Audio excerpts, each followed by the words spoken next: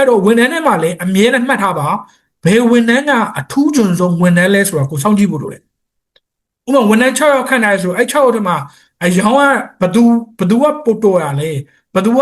မှန်းကြီးပို့တော်တာလဲပြီးလို့ရှိရင်ဒီထဲမှာပို့ပြီးတော့အတွေ့အကြုံရင့်တာဘသူလဲအဲ့လိုလူမျိုးကိုကျွန်တော်က leader role တွေပေးဖို့လိုတယ်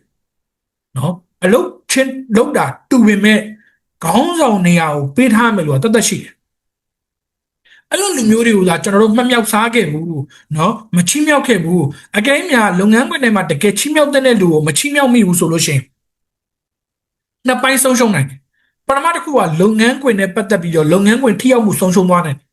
ဒုတိယတစ်ခုကတော့ကြံနဲ့စ조사နေတဲ့လူငယ်တွေကဟာငါတို့မှရှိနေတဲ့ခေါင်းဆောင်ဟာအရေးချင်းမရှိတဲ့ခေါင်းဆောင်မှလားဆိုတာတွေးမိသွားတဲ့အချိန်မှာ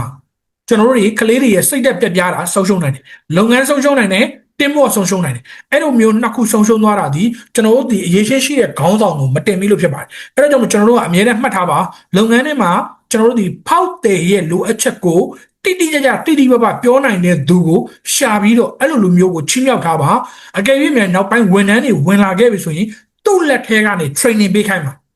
သူ့ training ပေးခိုင်းပါ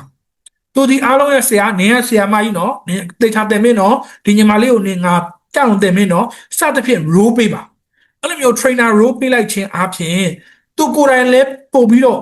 ထူးချွန်လာတယ်လို့သူနဲ့လက်တွဲလှုပ်ဆောင်ခိုင်းတဲ့သူတွေကလည်းထက်မြက်လာတာကိုတွေ့ရပါလိမ့်မယ်အဲ့ဒါဟာကျွန်တော်တို့ team work လို့ခေါ်တဲ့အတူတကွလက်တွဲလှုပ်ခိုင်းတဲ့အချိန်မှာအချိန်တိုလေးနဲ့ဝန်ထမ်းကောင်းမွေးထုတ်တဲ့စနစ်ဖြစ်ပါတယ်